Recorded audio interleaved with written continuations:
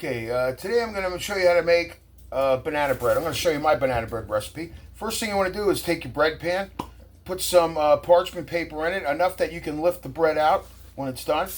Coat that with a non-stick spray. Anytime you make anything in your bread pan, you should use parchment paper and a non-stick spray. Do that, put that aside.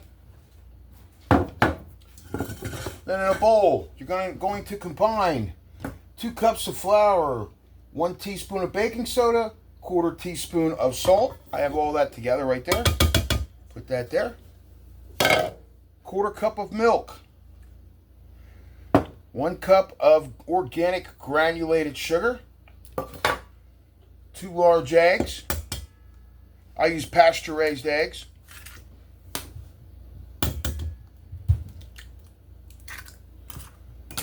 Let's see here, 1 stick of butter.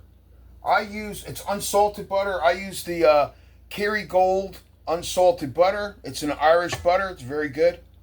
It's a little bit pricey, but it's well worth it. It's real butter. Put that in there. 1 teaspoon of pure vanilla extract. Put all that stuff to the side. Now, 3 medium-sized mashed bananas. Just remember, the browner the peel gets on your bananas, the sweeter, the more sugary, natural sugar that will be in the banana. So the greener the banana, the less sweet. The browner the banana, the more sweet. Wipe my hands off here. And we're going to mix this all together. Blend it real nice. And then you can add chocolate chips or nuts, chopped nuts to it, or both. I'm going to add dark chocolate to mine. Let's go ahead and mix this up real good. Put this in the pan. Then you're going to bake this at around 350 degrees for about an hour.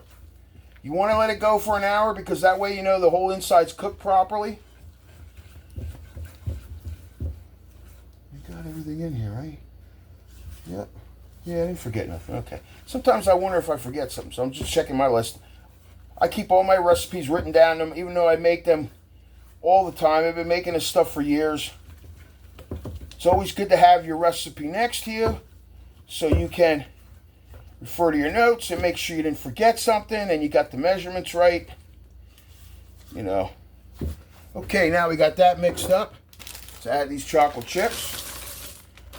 You might want to, some people do this, they'll flour the chocolate chips ahead of time so that way they stay more even throughout. With this bread flour, yeah, with this banana bread, you don't have to do that. The flour I use for this is King Arthur bread flour.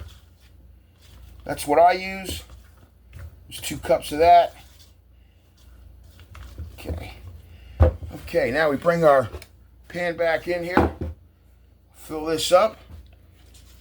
And then I'm going to put a sugar topping on top. I have organic raw sugar to put on top. Show you what I mean as soon as I get this in the pan. But putting this in the parchment paper will make it easier to take it right out of the pan. It's a nice easy cleanup. Just pull it right out, set it right on your towel on your table and let it cool. But you want to let it bake for at least 50 minutes.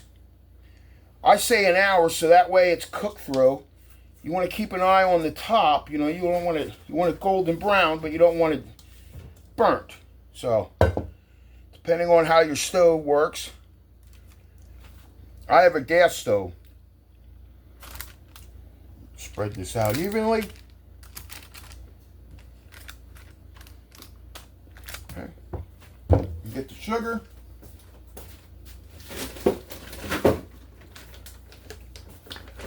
I use this here for toppings on muffins, cornbread, and banana bread, things like that. So you just take a little bit of that. Sprinkle it on top. Do not use the Domino's granulated sugar for your sugar toppings. That's not a good choice. It's not what that sugar is made for. You want to use more of a coarse raw sugar. So, as you see, right there we go. That's what it looks like before it goes in the oven.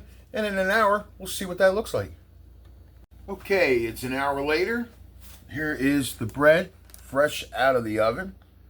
Now I'm going to pull this out gently and let it cool here. I'm going to give it at least a half hour to cool. So it will continue baking on the inside. When you take your food out of the oven, it will continue to bake on the outside. Put this in the sink.